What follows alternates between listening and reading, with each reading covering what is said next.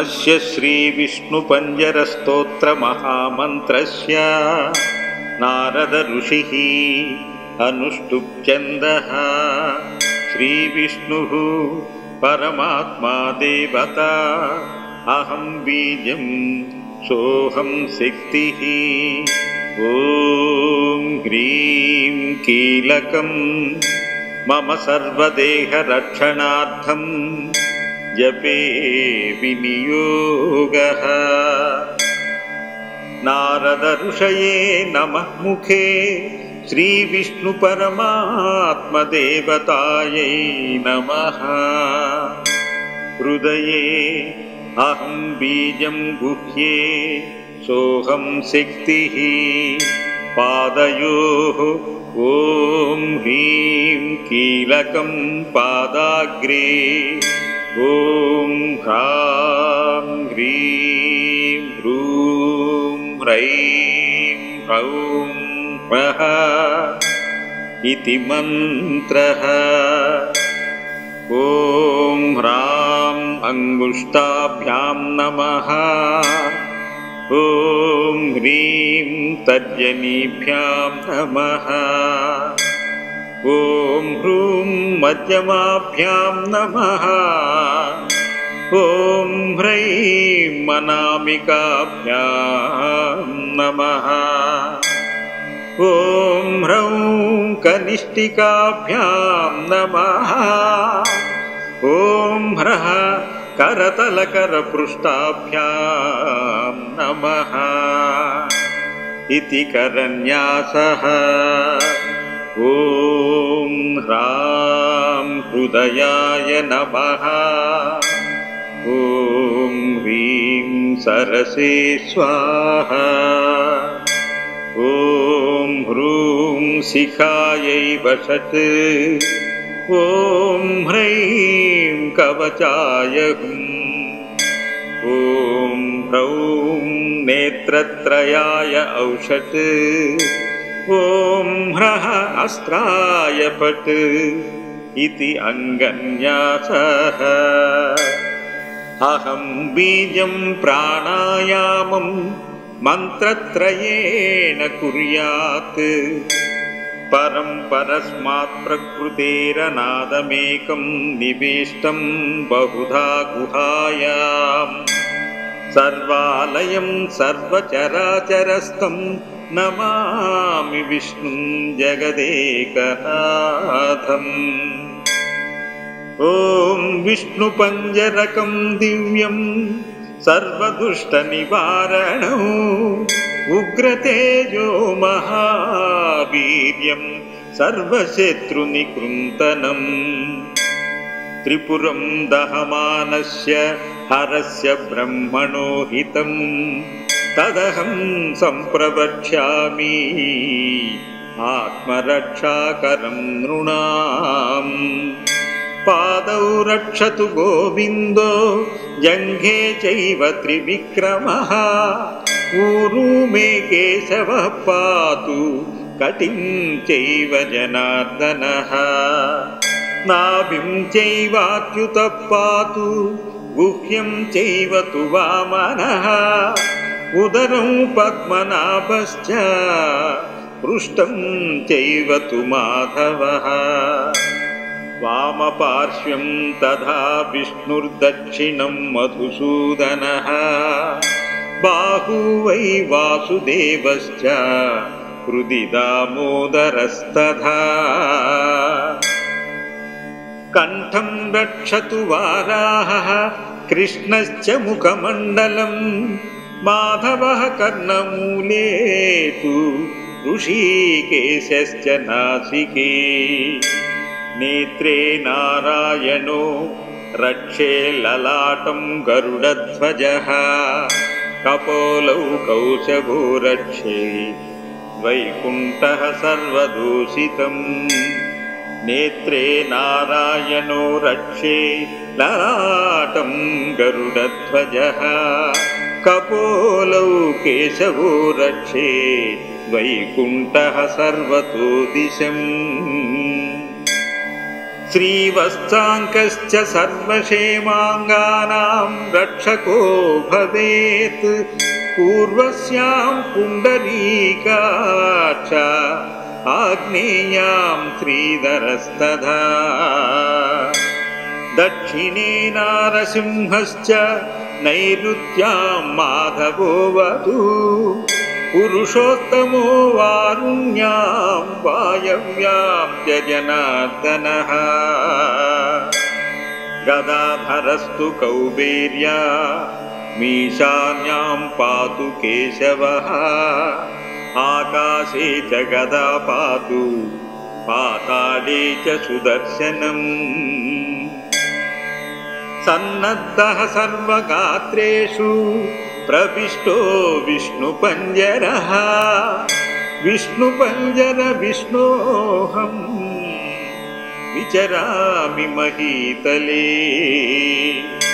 राजद्वारे पथे घोरे संग्रामे शत्रुसङ्कटे नदीषु चरणे चैव शोरव्याघ्रभयेषु च डाकिनी प्रेतभूतेषु भयं तस्य न जायते रक्ष रक्ष महादेव रक्ष रक्ष जनेश्वर रक्षन्तु देवताः सर्वा ब्रह्म विष्णु महेश्वराः जले रक्षतु वाराहः स्थले रक्षतु वामनः अटव्यां नारसिंहाच्च सर्वतः पातु केशवः दिवा रक्षतु मां सूर्यो रात्रौ रक्षतु चन्द्रमाः अन्धानं दुर्गमं रक्षेत् सर्वमेव जनार्दनः रोगविघ्नहतश्चैव ब्रह्मः गुरुतल्पगः स्त्रीहन्ता बालघाती च सुरापो वृषलीपतिः मुच्यते सर्वपापेभ्यो यः पठेन्नात्र संशयः अपुत्रो लभते पुत्रं धनार्थी लभते धनं विद्यार्थी लभते विद्यां मोक्षार्थी लभते गतिम् आपदो हरते नित्यं विष्णुस्तोत्रार्धसम्पदा यस्त्विदं पठे स्तोत्रं विष्णुपञ्जरमुत्तमम् मुच्यते सर्वपापेभ्यो विष्णुलोकं स गच्छति गोसहस्रफलं तस्य वाजपेयशतस्य च अश्वमेधसहस्रस्य फलं प्राप्नोति मानवः सर्वकामं लभेदस्य पठनान्नात्र संशयः जले विष्णुः स्थले विष्णुर्विष्णुः पर्वतमस्तके ज्वालामालाकुले विष्णुः सर्वं विष्णुमयं जगत्।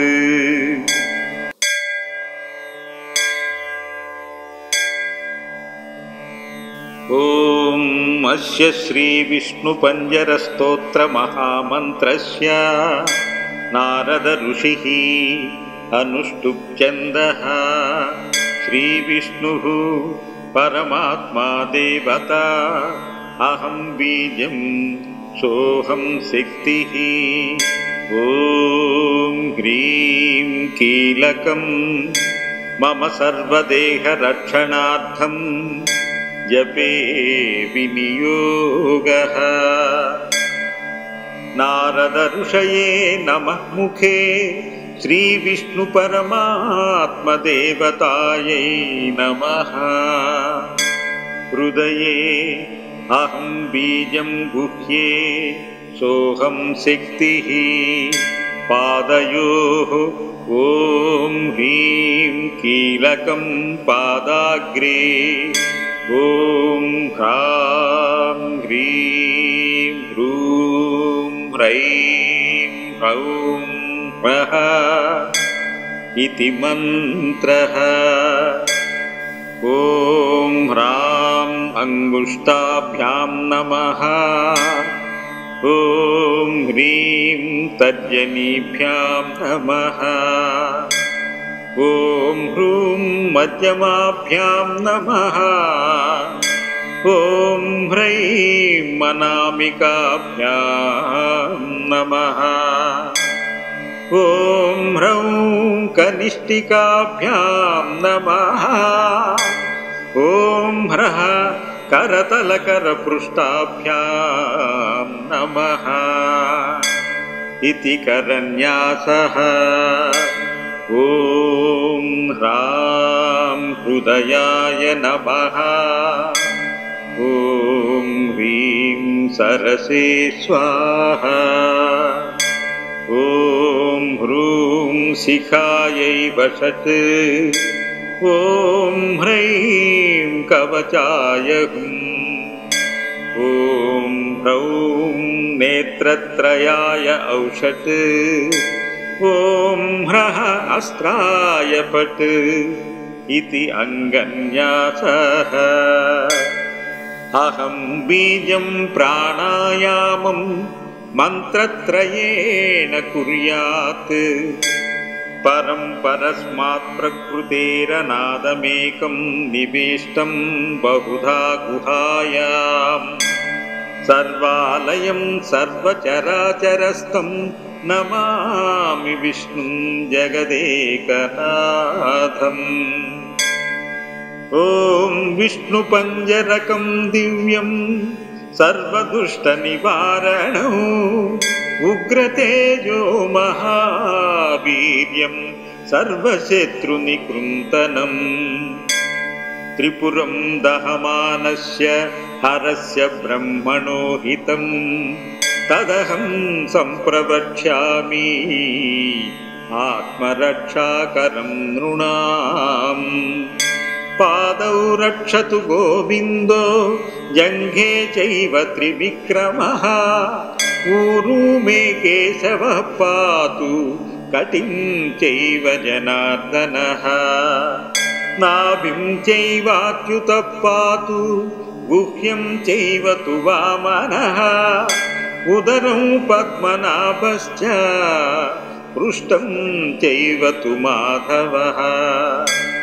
वामपार्श्वं तथा विष्णुर्दक्षिणं मधुसूदनः। बाहू वै वासुदेवश्च हृदि दामोदरस्तथा। कण्ठं रक्षतु वाराहः कृष्णश्च मुखमण्डलं। माधवः कर्णमूले तु ऋषिकेशश्च नासिके। नेत्रे नारायणो रक्षे ललाटं गरुडध्वजः। कपोलौ कौशभो रक्षे वैकुण्ठः सर्वदूषितम्। नेत्रे नारायणो रक्षे ललाटं गरुडध्वजः। कपोलौ केशवो रक्षे वैकुण्ठः सर्वतो दिशम्। श्रीवत्साङ्कश्च सर्वक्षेमाङ्गानां रक्षको भवेत्। पूर्वस्यां पुण्डरीकाक्ष आग्नेयां श्रीधरस्तथा। दक्षिणे नारसिंहश्च नैऋत्यां माधवो वधू। पुरुषोत्तमो वारुण्यां वायव्यां च जनार्दनः। गदाधरस्तु कौबेर्या मीशान्यां पातु केशवः। आकाशे च गदा पातु पाताले च सुदर्शनम्। सन्नद्धः सर्वगात्रेषु प्रविष्टो विष्णुपञ्जरः। विष्णुपञ्जर विष्णोऽहं विचरामि महीतले। राजद्वारे पथे घोरे सङ्ग्रामे शत्रुसङ्कटे। नदीषु चरणे चैव शोरव्याघ्रभयेषु च डाकिनी प्रेतभूतेषु भयं तस्य न जायते रक्ष रक्ष महादेव रक्ष रक्ष जनेश्वर रक्षन्तु देवताः सर्वा ब्रह्म विष्णु महेश्वराः जले रक्षतु वाराहः स्थले रक्षतु वामनः हतव्यां नारसिंहाच्च सर्वतः पातु केशवः दिवा रक्षतु मां सूर्यो रात्रौ रक्षतु चन्द्रमाः बन्धानं दुर्गमं रक्षेत् सर्वमेव जनार्दनः रोगविघ्नहतश्चैव ब्रह्मः गुरुतल्पगः स्त्रीहन्ता बालघाती च सुरापो वृषलीपतिः मुच्यते सर्वपापेभ्यो यः पठेन्नात्र संशयः अपुत्रो लभते पुत्रं धनार्थी लभते धनं विद्यार्थी लभते विद्यां मोक्षार्थी लभते गतिम् आपदो हरते नित्यं विष्णुस्तोत्रार्धसम्पदा यस्त्विदं पठे स्तोत्रं विष्णुपञ्जरमुत्तमम् मुच्यते सर्वपापेभ्यो विष्णुलोकं स गच्छति गोसहस्रफलं तस्य वाजपेयशतस्य च